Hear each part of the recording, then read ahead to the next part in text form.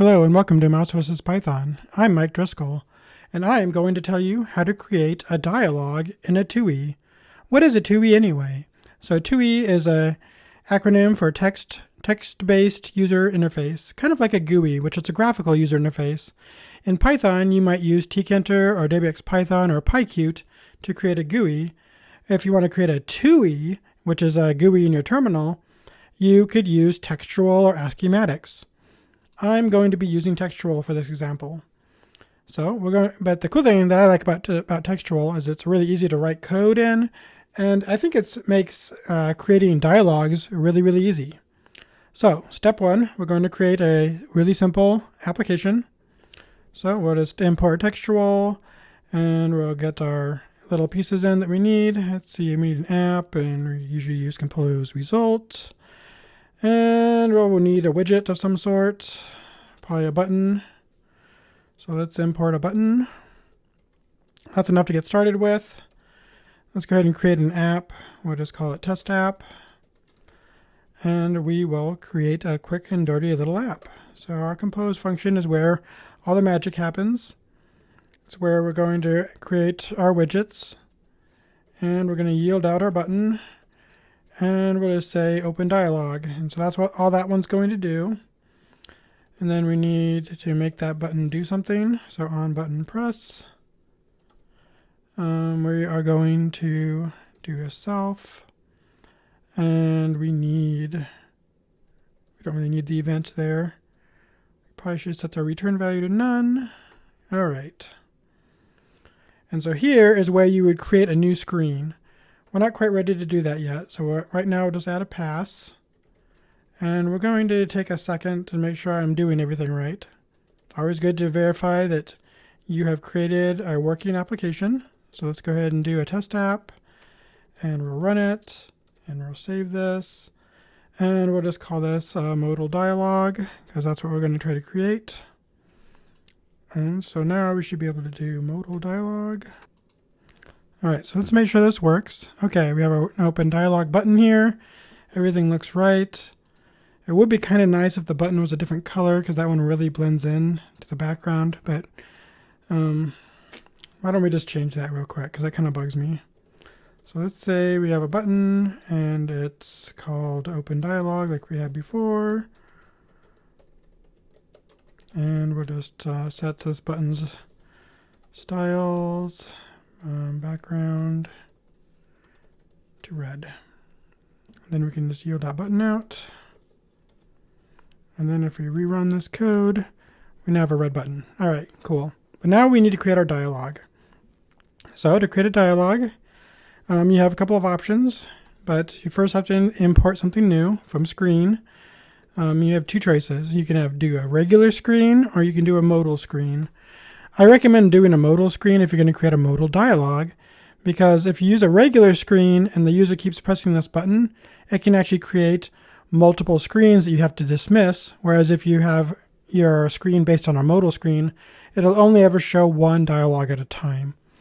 And it just gives you some regular niceties. So try to use the modal screen for this kind of thing. Okay, so we got our modal screen imported. Let's create it. Let's create a warning dialog. So we'll just call it warning dialog, and we'll base it on our modal screen. And let's see, what else do we want? We probably want like a message. How about we do the classic, are you sure you want to quit your application kind of thing? So let's do that. We can return our compose result here. And you'll note that when you create a screen, you're basically doing the same thing you do in an app. So in the app actually creates a screen instance implicitly here. That's what this main screen is. It actually is a screen object. Now we're creating a modal screen, which is a separate screen that you can show to the user. Anyway, so we want to yield some buttons here. So we probably want to do like, I don't know, a yes button and a no button or a quit button or something like that. So let's do quit. We'll change the variant to error, and we'll change the ID to quit.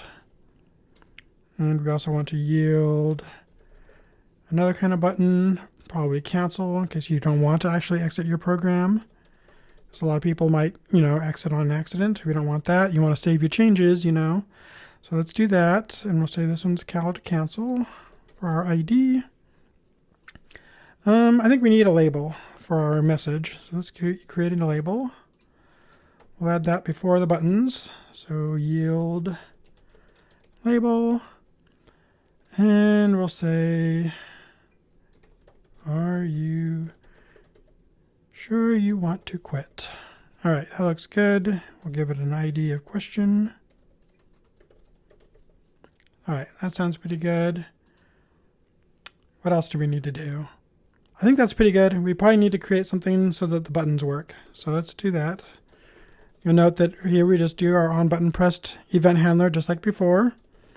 We'll go ahead and mark this one so we know what kind of event is coming to it.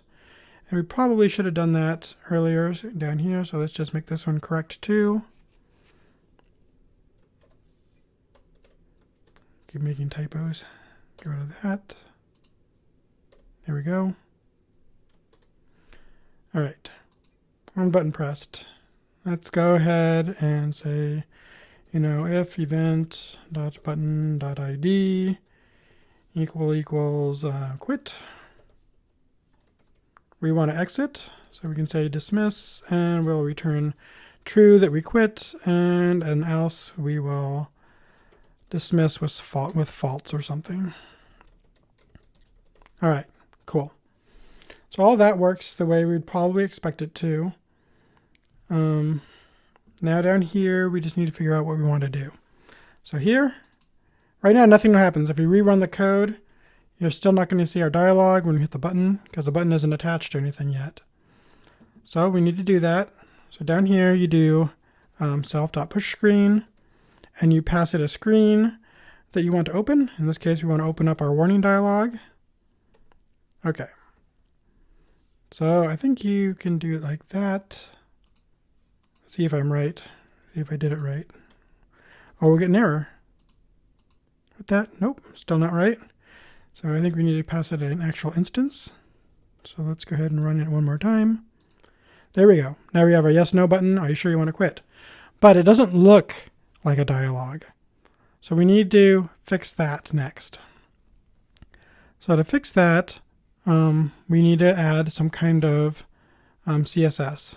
That's the best way to do it, in my opinion. So let's add a CSS path, and we'll just set it to our test app, test.tcss, I guess. Okay, we'll save that, close that one, create a new file, and we'll write some CSS. That sounds like a good idea. All right, so to make this work the way we want it to, we want to set up a quit dialog in here. And we need to make sure we save this in the right place. So let's do that. I'll set this to test TCSS. Okay. The other thing that we need to do is added another window. Actually, we don't. I'm getting ahead of myself. Let's not do that yet. Let's do a quit dialog. All right. So let's look over here. We have a quit dialog. Oh, no, it's not. It's not quit. It's warning. Warning dialog. That's what I meant. All right. So we have a warning dialog. We want to add some CSS to it. So let's see. We want it to align the widgets to the middle. And I think that's good enough for now. All right. So when we run this, now we got our dialog. And we got our open dialog, and you can see it's already aligned to the middle, which is nice. That's cool. That's what we want. But we forgot to do something. Let's run this using textual run modal dialog, and then we'll do the dev. And what this allows us to do is it allows us to live code using the CSS file.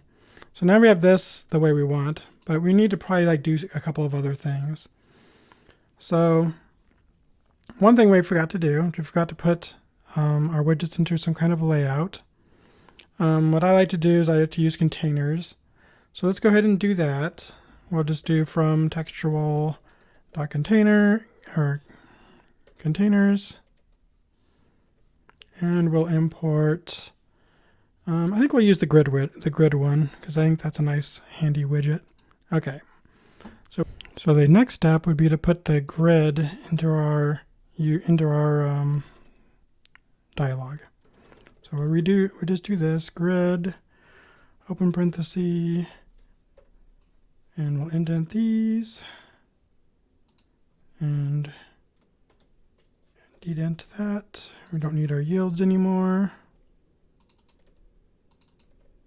Okay, cool. We do need to restart our code though because we forgot to put some commas in here. We need to redo our code though because when you update the Python, it won't update automatically in dev mode, which is kind of annoying, but totally understandable. So we won't do that. We also need to name our grid. We'll just call it dialog. Great. All right, now we should be able to run it, reopen our thing, and you can see it kind of messed up our layout. Now everything is split apart, but we're going to fix all that. Okay. So we have this part working. We need to add a dialog section. So dialog. And in this case, dialog is referring to our ID right here. And you can use a hashtag to refer to that. That's our selector. So we'll set our grid size to 2.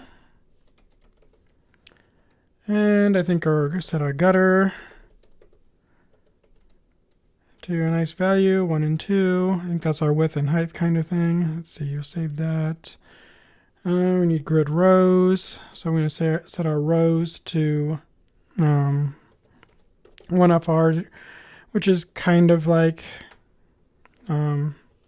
just like telling it to fill in the way we want it to. I'm actually surprised it's not auto-updating. It must not be saving correctly. Let's save here. Okay. So we got our dialog. We got that. Let's do some padding. And we'll set that to 0, 1. Or no, there's no commas in CSS. I know what I'm doing wrong. I'm not putting the colons in like I'm supposed to. Okay. And we need to set our width. So our width should be more like more dialog size. So let's do that.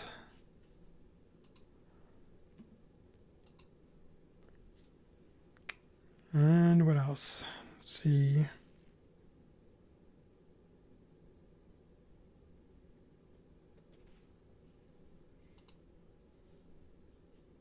I'm a little bit surprised that's not updating.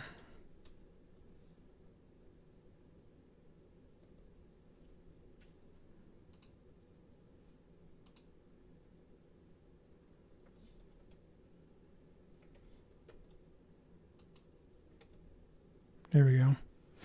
So I wasn't saving it quite right. So let's change the height to something else. We'll say 11. And we'll save it.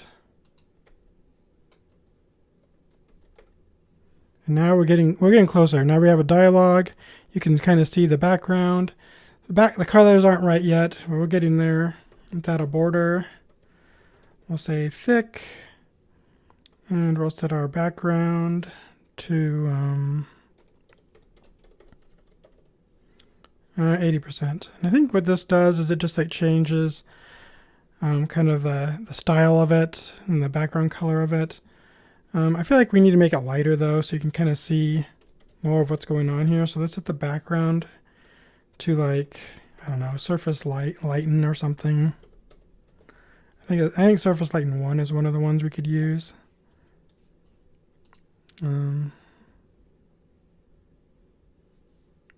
That might work. Doesn't quite. Still looks kind of dark to me. You know, we could go look at colors. So we should do that. Let's go look at the colors items. You know, it might be nice to use something nicer than that. So right in here we're using surface. Maybe we can use surface lighten 3 to make it really stand out. I think that's what we should do. Okay, so let's try that. And let's rerun our dialog. And see, I think I screwed up somewhere in here. It doesn't like our like something about this.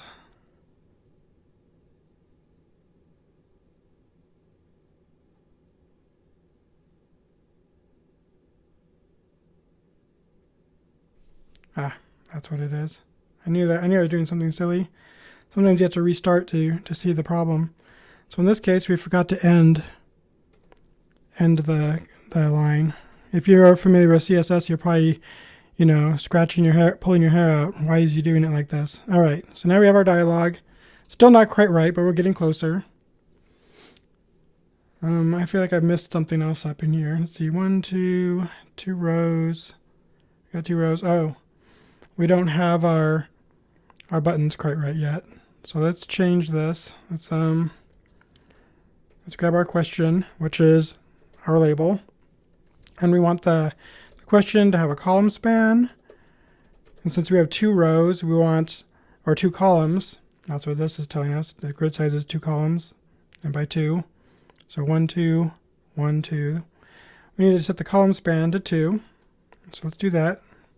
And we'll save that. Now this is spanning, which forces the buttons down. Great, now in 1 row. That's what we wanted. Let's set the height to 1FR. And we'll set the width also to 1FR. We probably gotta set these to auto, frankly. And we'll set the content align to center middle, kind of like we were doing before. So now that's centered the way we'd like it to be. And then, of course, we probably want to do something with these buttons so they're not so off kilter here. So let's do that, and we'll just say the width can be auto or something. Oh, that didn't quite work the way I wanted it to. So let's do 100%. There we go. So now those buttons are 100%, but you notice the button underneath got messed up too. So we need to fix that. And we also need, when you're canceling this, you can see it's just bringing the dialog back up because the other event is firing. So we need to fix that too. So let's go back into our code, and we will say event.stop here, which will prevent the event from bubbling up to the app. So now when we cancel it, it'll work the way we want it to. If we rerun this, now we can actually get out of the app the way we want. So out of the dialog the way we want. So that's cool. Now we have a nice dialog, but we've kind of messed up the CSS a little bit. So let's go ahead and fix that. These widgets are doing what they're supposed to be doing, but this one isn't.